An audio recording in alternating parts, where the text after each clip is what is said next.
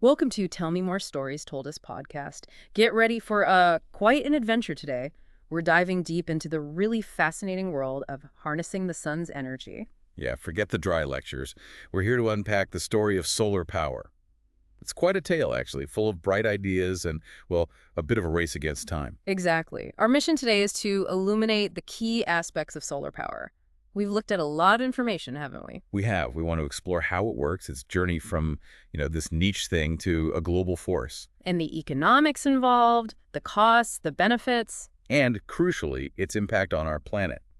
Think of this as your personal guided tour to understanding solar electricity. Prepare for some aha moments, hopefully. We're going to unpack this incredible technology. Did you know, for instance, I found this fascinating. Go on. The very first rooftop solar array was installed way back in 1884 in New York City. Wow, 1884. That's much earlier than I think most people realize. Right. And it was only like 1% efficient. Yeah. Tiny. Not there. But it was a spark, it ticked off over a century of innovation. A real pioneering step. Okay, so where should we start? The technologies. Yeah, let's unpack the core tech. There are basically two main ways we convert sunlight into electricity, right? That's right. Photovoltaics, PV, and concentrated solar power, or CSP. Okay, PV. That's probably what most people picture, yeah. The solar panels on roofs and in fields. Exactly. Yeah. Those panels contain photovoltaic cells. These little things directly convert sunlight into an electric current. It's called the photovoltaic effect. And this effect, it's been known for a while. Oh yeah, the first solar cell actually popped up in the 1880s, around the same time as that rooftop array you mentioned. Right. But the real game changer, the basis for over 90% of today's market, was the development of modern silicon solar cells. That happened in the 1950s. Okay, the 50s, but they weren't exactly cheap or super effective back then, were they? Not at all. Early versions were, well, pretty inefficient, maybe 4.5 to 6% efficient. And the cost was astronomical. Think US $286 per watt. Whoa. $286 a watt? That puts today's prices in perspective. It really does. A huge hurdle early on. So what helped improve things? What was a key step forward? A really crucial development came in the late 1950s. It's called silicon surface passivation. Okay, passivation. Sounds technical. It is a bit, but think of it like sealing the surface of the silicon cell. It stopped electrical energy from leaking out at the surface. Ah, okay. So it trapped more of the energy generated by the sunlight. Exactly. And that significantly improved the efficiency. Made a big difference. Got it. And these PV systems, they generate a specific type of current, right? DC. Yes, direct current. Which is fine, but most of our appliances and the grid itself run on alternating current, AC. Right. DC flows one way, AC flows back and forth. Sort of. That's a good way to put it, yeah. Wow. So you need a device called an inverter. Its job is basically to switch the DC from the panels into the AC we can actually use. Okay, inverter. Makes sense. And these systems, they aren't just on roofs anymore. Oh, definitely not. Rooftops are common, sure, especially in developed areas. But you also see huge grid-connected systems feeding power straight into the network. And off-grid ones, too. Absolutely. Standalone systems, often with battery storage, are vital for remote locations, or just for backup power. And I've heard about some really innovative setups lately. Yeah, the field is constantly evolving. There's vertical agrivoltaics, sounds fancy, but it's basically farming and solar panels coexisting vertically on the same land. Farming and solar together, that's clever. It is. And floating solar farms on reservoirs or lakes, solar canopies over parking lots. People are finding creative ways to integrate PV. Really maximizing space. Now, you mentioned silicon cells are dominant, but there are other types. Thin film? Right. Thin film is considered a second-generation technology.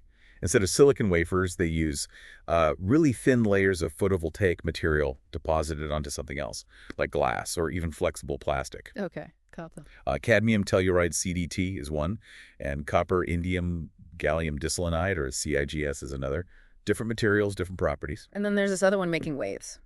Perovskites. Ah, yes, perovskites. This is a really hot area of research right now. They use compounds with a specific crystal structure, the perovskite structure. And they're efficient. In the lab, incredibly so. Since about 2009, their efficiencies have just rocketed up, sometimes even beating standard silicon cells, especially when layered together in what's called a tandem configuration. Wow. So what's the catch? The main challenge, really, is stability. making sure they last for decades out in the real world, like silicon panels do. That's where a lot of the research is focused. Okay, stability. Got it. So that's the PV side. What about the other main type, CSP, concentrated solar power? Right, CSP works quite differently. Instead of the direct light-to-electricity conversion like PV, CSP uses mirrors or lenses, lots of them, To do what? to concentrate sunlight from a large area onto a very small spot, a receiver. Okay, focusing the light, like a magnifying glass, but on a huge scale. Exactly like that. And this creates intense heat, extreme heat actually. And the heat does the work. Yes. That heat is used to create steam, usually by boiling water, and that steam then drives a conventional turbine, which spins a generator to produce electricity. Ah, so it's more like a traditional power plant cycle, but the sun provides the heat instead of, say, burning coal or gas. Precisely. The sun is the fuel source for the heat engine. Interesting. Are there different ways to concentrate the light? Yeah, there are several designs. You have parabolic troughs, which has long, curved mirrors. There are compact linear Fresnel reflectors, which use flatter mirror strips. Dish Stirling systems look like satellite dishes covered in mirrors, focusing on a small luncheon. And then you have solar power towers. Power towers, they sound impressive. They are. Imagine a field of mirrors called heliostats, all tracking the sun and reflecting the light up to a receiver on top of a central tower. Okay, I can picture that. Now, one thing I've heard about CSP is a big advantage. Storage. Yes, that's a major plus for CSP. Because it works with heat, you can store that heat energy before converting it to electricity, How do they store heat? often using materials like molten salts.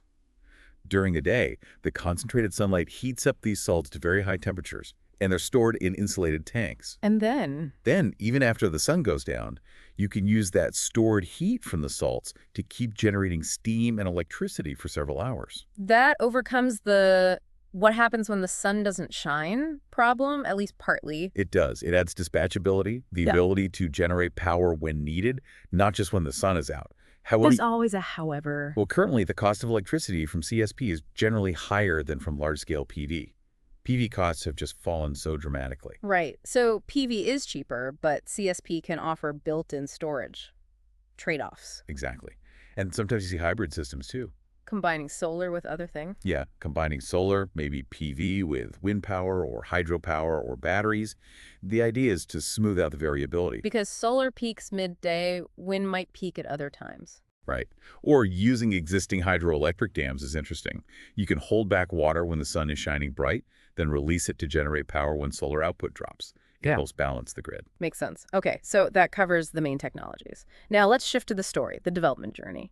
You mentioned that 1884 array. Yes, a very early start. And interestingly, some of that early interest in the late 19th century was actually driven by worries about coal running out. History repeating itself, huh? Worries about fuel scarcity driving innovation. Kind of, yeah. Fritz's array was pioneering, but as we said, very inefficient.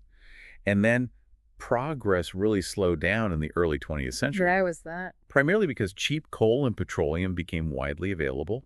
Solar just couldn't compete economically for most uses. It sort of took a back seat for quite a while. Until the 1950s, you said, with the Bell solar battery. Exactly. That was a big step up, reaching 6% efficiency with silicon. Still not amazing by today's standards, but much better. And it found an early, very important niche. All right. The first satellite with solar panels launched in 1957, Vanguard 1. It showed solar could work reliably in a tough environment, even if it was still too pricey for most Earth-based applications. So space tech paved the way, in a sense.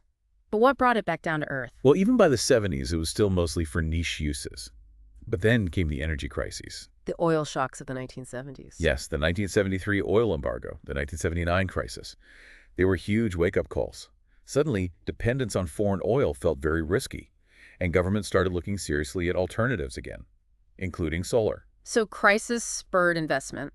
It did. You saw government incentive programs pop up, research facilities established in the U.S., Japan, Germany. There was a period of pretty rapid growth in installations between about 1970 and 1983. President Carter in the U.S. was quite bullish on solar, setting ambitious goals. But it didn't last. Unfortunately, no. Funding got cut pretty significantly in the early 1980s, and that slowed the momentum considerably. A bit of a roller coaster. So a bit of a false dawn in the 70s and early 80s. What finally led to this sustained growth we've seen since, say, the mid-90s? It was really a combination of factors coming together. Renewed worries about oil and gas supplies, definitely. But also the growing scientific understanding and public concern about global warming. Right, the environmental driver became much stronger. Absolutely. And critically, the technology itself was getting better and the costs were slowly but surely coming down. The economics started making more sense. And then policies helped accelerate things. Hugely. In the early 2000s, feed-in tariffs, especially in Europe, Germany was a key example, really turbocharged the market. Feed-in tariffs. That's where people get paid a guaranteed price for the solar electricity they feed back to the grid. Exactly. It provided a strong financial incentive and led to a massive boom in installations, particularly rooftop solar in countries like Germany and Spain. But then the focus shifted geographically, didn't it? It did. The 2010s saw a major shift towards Asia. China, in particular, made enormous investments in solar manufacturing capacity. Becoming the world's workshop for solar panels, basically. Pretty much. And Japan also saw significant growth. This massive scale-up in manufacturing, especially in China, was a key factor in driving down panel prices so dramatically. And this is when PV really started to pull ahead of CSP. Yes, while CSP capacity did grow, it just couldn't keep pace with the plummeting costs of utility-scale PV. Between 2010 and 2020, PV module costs fell by something like 85%, an incredible drop. That's stunning. And that brings us more or less to the present day, the 2020s. Still growing strong. Absolutely. Growth continues to be robust. Even when material costs went up during the recent energy crisis, solar often remained the cheapest option because fossil fuel prices went up even more. A changing energy landscape. Definitely. And a huge milestone was hit in 2022. Global solar capacity crossed the 1 terawatt mark for the first time. 1 terawatt. That sounds like a massive amount of power. It is. And the forecasts are pretty clear. Solar is expected to overtake coal as the largest source of installed power capacity worldwide within the next few years. Overtaking coal. That's a symbolic and practical turning point. It really is. And don't forget, rooftop solar, the potential there is still enormous. Yeah. By 2023, 33 countries were already getting over a tenth of their electricity from solar. 33 countries over 10%? Yeah, with China leading the charge and adding new capacity. And here's a neat fact. Almost half of all the solar installed globally in 2022 was on rooftops. Half. Wow. That really shows the decentralized potential. Okay, and remember that fun fact we talked about. By 2024. Yes, nearly 7% of the entire planet's electricity was being generated by solar. From 1% efficient panels in 1884 to 7% of global electricity. Quite a journey. It truly is. An amazing sunny success story. Okay, this seems like a good moment to quickly remind everyone listening. Yes. If you're enjoying this deep dive and want to hear more stories like it, now is a great time to hit that subscribe button for Tell Me More Stories Told Us podcast. Definitely. Don't miss out on our future explorations. We try to bring you the insights you need in, hopefully, an engaging way. Okay, back to solar. We've covered the tech and the history. Let's talk money, the economics. What does this all mean for costs and affordability? Right. The economics of solar are quite different from, say, a gas power plant. With solar, the vast majority of the cost, maybe 80 to 90%, is upfront, capital investment, financing. Because there's no fuel to buy, right? The sun is free. Exactly. No ongoing fuel costs. And the panels themselves are built to last a long time, usually warranted for 25 years, but often lasting 30, even 40 years. So high initial costs, but very low running costs. Precisely.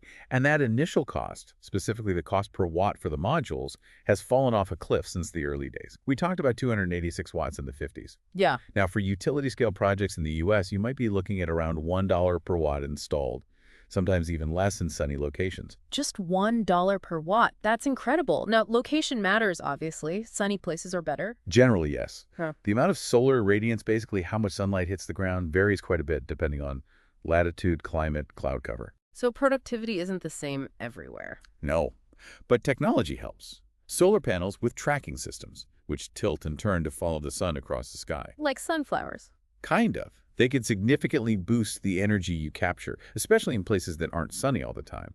They help make solar viable in more locations. Okay. And what about the overall cost compared to other sources? Is solar really becoming the cheapest? The modeling is pretty compelling. By 2030, it looks likely that solar power could be the cheapest source of new electricity generation in most parts of the world. Most of the world. Any exceptions? Well, maybe some places with exceptionally good wind resources, like parts of Scandinavia where wind might still have a slight edge. But for most regions, especially in the global sun belt, those sunny, arid, tropical, and subtropical areas, solar looks set to dominate on cost. The Sun Belt. Makes sense. Okay, what about for homeowners with solar panels? How do the economics work for them? The key concept there is self-consumption, using the electricity you generate directly in your own home. Rather than selling it back to the grid. Right. Because the electricity you buy from the grid usually costs more than what you get paid for selling your excess solar power back. Hmm. So the more solar power you use yourself, the more money you save, and the faster your system pays for itself. And things like batteries help with that, using stored solar power at night. Exactly. Batteries and also smart home systems that can, say, run your dishwasher or charge your EV when the sun is shining brightest really help maximize that self-consumption. Okay. And government policies play a big role here too, don't they? Incentives, taxes. Definitely. Governments use various tools. Net metering is a big one, getting credited for the excess power you send to the grid. We mentioned that. Right. Then there's community solar, which is cool. It lets people who maybe can't put panels on their own roof, like renters, invest in a shared solar project and get benefits on their electricity bills. That opens it up to more people. It does. On the other hand, you sometimes see things like import taxes or tariffs put on solar panels, which can increase the cost. It's a complex policy landscape. But the bottom line seems to be that in many places, solar is already the cheapest way to generate new electricity. For new installations, yes. It's Mhm. often beating new coal and even new gas plants on cost. Yeah. Remember that Saudi Arabia project you mentioned earlier? Yeah, just over 1 US cent per kilowatt hour. Exactly. That's an astonishingly low price.